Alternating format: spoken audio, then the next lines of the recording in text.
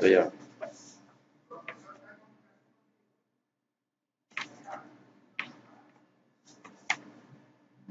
¿Será aquí? Buenas tardes a todos los presentes. Le habla el doctor Armando Urdaneta. Vamos a hacer la ponencia Dimensión del sector público en el Ecuador y su impacto a través de la política tributaria y la competitividad de las pymes.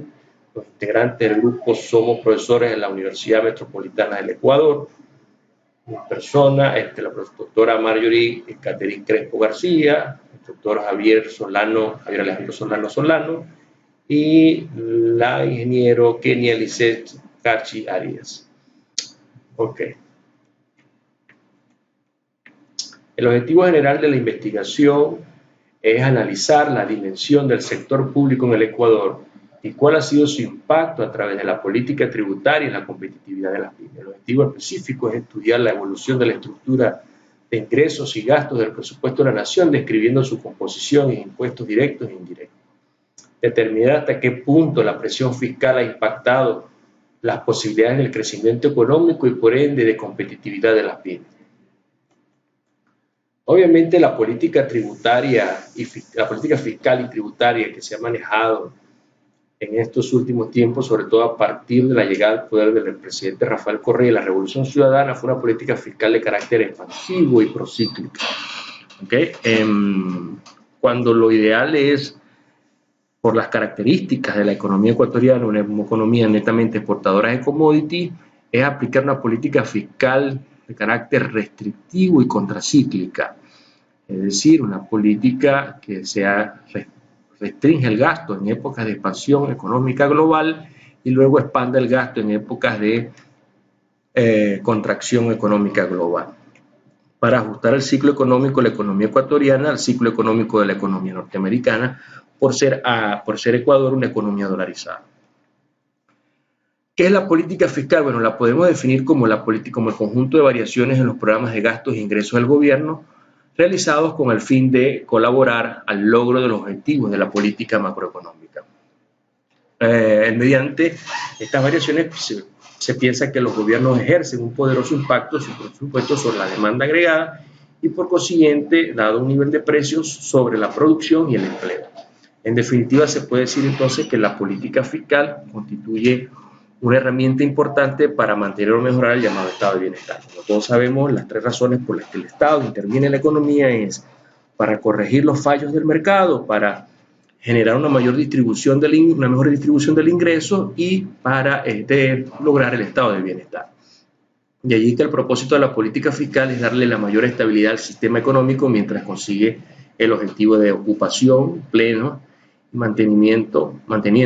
buscando un punto de equilibrio entre el gasto fiscal y el ingreso fiscal en aras de mantener el balance macroeconómico sin grandes inclinaciones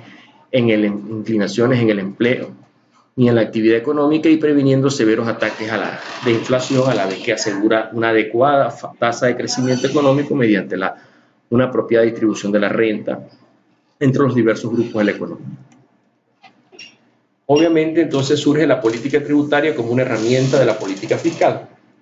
que son el conjunto de directrices y orientaciones y criterios de lineamientos para determinar la carga impositiva a efecto de financiar la actividad del Estado. En el caso de la economía ecuatoriana, en los últimos 12 años se ha caracterizado por una política tributaria progresivamente ha ido ampliando la base impositiva. Esto ha generado un conjunto de limitaciones a nivel del crecimiento económico, ya que buena parte de las utilidades que pudieran ser reinvertidas por parte de las empresas son destinadas al pago de impuestos. Obviamente, en el caso del Ecuador, entre el 2000 y el 2007, el país venía creciendo a un ritmo de más del 4% anual. Después de 2007, el país comenzó a crecer a un ritmo del 3,5% anual. 3,3%, perdón, anual. Es decir, cayó sensiblemente los niveles de crecimiento económico como consecuencia de una política fiscal más impositiva, una política tributaria más impositiva, producto de una política fiscal más expansiva, donde el Estado intervino en mayor medida en la economía. Por eso que la política tributaria debe tener una relación estrecha con el presupuesto de gasto de la nación. En el caso del Ecuador, los objetivos es contribuir a una política económica en general a que se obtenga una asignación de recursos y proporcionar los recursos necesarios para cubrir los gastos fiscales, como en todas partes, y contribuir con una mejor distribución del ingreso. Obviamente está lo que es la planificación fiscal, que tiene que ver con las consecuencias fiscales de las decisiones individuales para poder así actuar de forma más adecuada, la planificación tributaria. En el caso del Ecuador, se puede decir que en los últimos años, desde el 2007 al 2017, básicamente la política fiscal estuvo compuesta, o sea, el nivel de la estructura del gasto del ingreso fiscal, perdón, estuvo compuesto en un 53% por impuestos indirectos y un 47% por impuestos directos. A diferencia del año 2018, donde hubo un cambio y se equilibró más las cargas fiscales entre los impuestos directos e indirectos, donde los impuestos indirectos pasaron a ser el 51% y los impuestos directos el 49%. Eso demuestra el por qué también hubo una recuperación en el ingreso fiscal en el año 2018 en el caso de la economía ecuatoriana, en el manejo del presupuesto público por parte del Estado. Obviamente, en los ejemplos de la política tributaria, el impuesto sobre la renta, el impuesto a los regados, el impuesto a la renta es un impuesto directo, el impuesto a los regados es un impuesto indirecto, igual que la exención del pago de IVA es otro ejemplo, en zonas francas es otro ejemplo de la política tributaria, cuando se busca hacer exenciones al pago del IVA en algunas zonas de productos de la zona franca para crear mejores condiciones de competitividad y mejorar la utilidad de las empresas. Pero lo medular acá es que en el caso de la economía ecuatoriana, cuando la analizamos como en este estudio del año 2000 al 2018,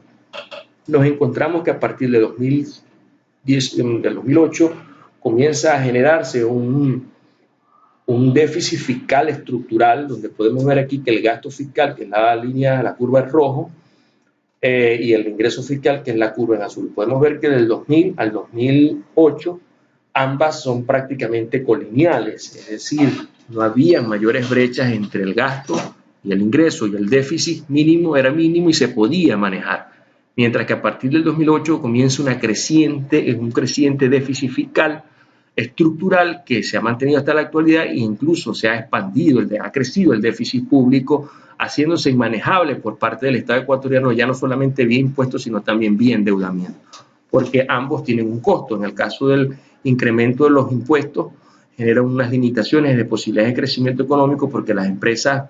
buena parte de sus utilidades que pudieran ser reinvertidas, las destina al pago de impuestos,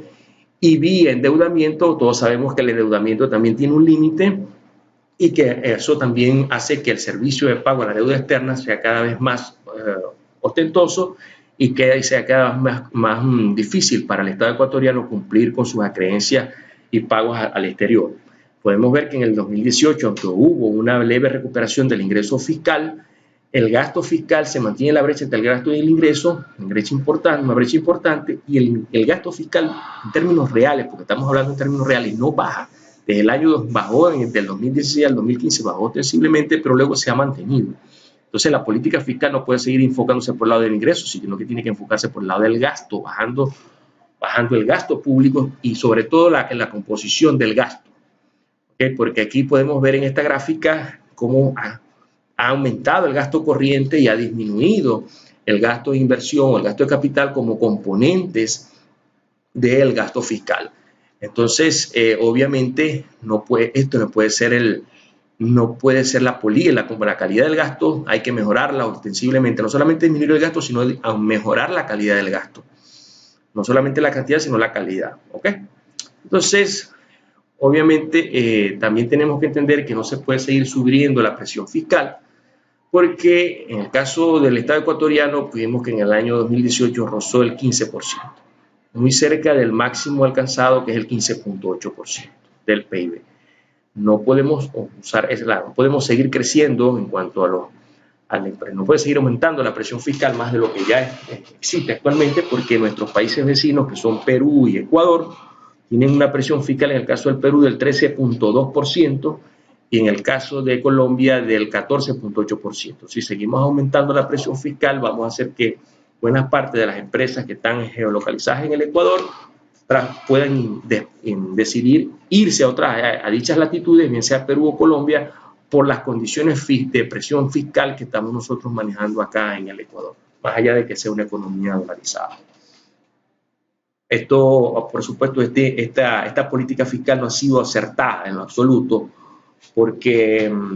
fíjense cómo en los años 2014, 2015, 2016, 2017, durante 4 años no se pudieron cumplir con las metas de recaudación. Este año 2018, nuevamente, al igual que en el 2013, que fue el último año donde se cumplió la meta de recaudación, pudo alcanzarse dicha meta porque hubo una sinceración de las metas. No obstante, no vuelvo y repito, no podemos seguir aumentando la presión fiscal porque entonces las empresas ecuatorianas, sobre todo las pequeñas y medianas industrias del Ecuador, quedarían en condiciones que son las que estamos en este caso analizando en este estudio, sus niveles de competitividad se verían afectados en comparación con las pequeñas y medianas y grandes industrias en el caso de los países, de los principales socios comerciales y vecinos como son Colombia y Perú. Podemos ver también cómo el ingreso fiscal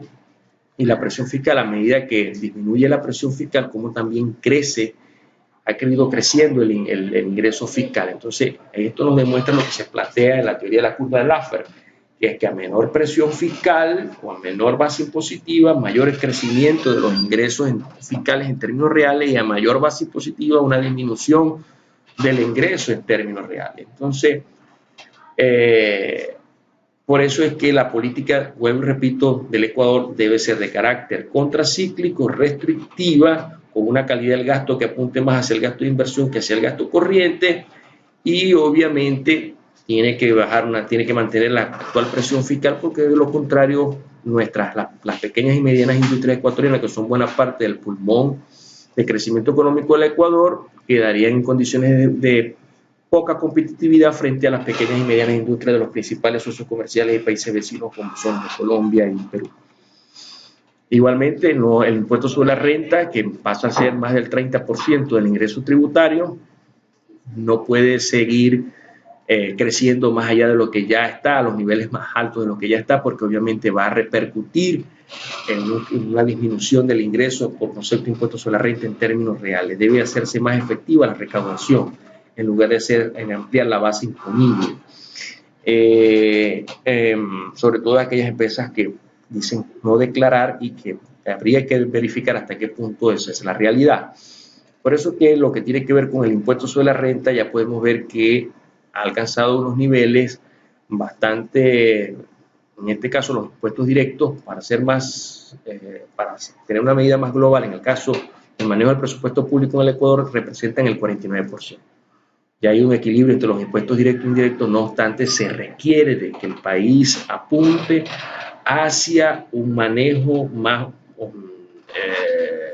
digamos, más comedido del gasto público y obviamente de mantener la presión fiscal actual, no aumentar más la presión fiscal más de lo que ya se ha aumentado. Y aquí vemos el impuesto sobre la renta como porcentaje de los ingresos tributarios reales, como este año superó el 30%, no obstante no puede seguir aumentando, porque como vamos a ver aquí en esta siguiente gráfica, mientras la tasa de crecimiento anual del impuesto sobre la renta es del 4,9%, como 4,93%, la tasa de crecimiento del Producto Interno Bruto real es del 2,81%.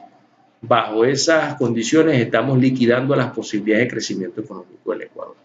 sobre todo a nivel de las grandes empresas, porque las últimas reformas tributarias han descargado fiscalmente a las pequeñas y medianas industrias, pero ha cargado a las grandes empresas, pero a su vez esto genera un efecto negativo, porque las grandes empresas son el primer eslabón en la cadena productiva. Y si yo sobrecargo fiscalmente o desbalanceo las cargas fiscales, dándole una carga fiscal mayor a las empresas grandes que a las empresas pequeñas,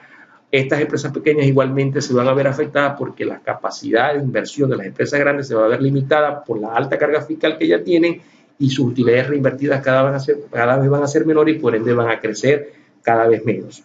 Entonces eso también hay que medirlo. Y obviamente si cuando queramos medirlo, o sea, cuando queremos poner orden, va a ser un mejor manejo del cobro del impuesto sobre la renta, de la recaudación por concepto de impuesto sobre la renta, debemos apuntar más hacia las retenciones, a la fuente, disminuir los niveles de retenciones y enfocarnos más en la parte de la declaración de las personas. Porque buena parte de estos componentes de retenciones pudieran ser utilizados para la reinversión. Ya se ha dado un paso importante, según tengo las últimas informaciones, donde se ha eliminado el anticipo al impuesto sobre la renta, cosa que es bastante positiva en las últimas reformas tributarias que se han hecho, y esto va a permitir que las empresas dispongan de mayores recursos para la inversión. Eso también es posible. Pero igualmente en el caso de las pequeñas y medianas industrias, vuelvo y repito, este incremento de la presión fiscal en las empresas grandes que afecta luego posteriormente aguas abajo en la cadena de valor a las empresas pequeñas y medianas,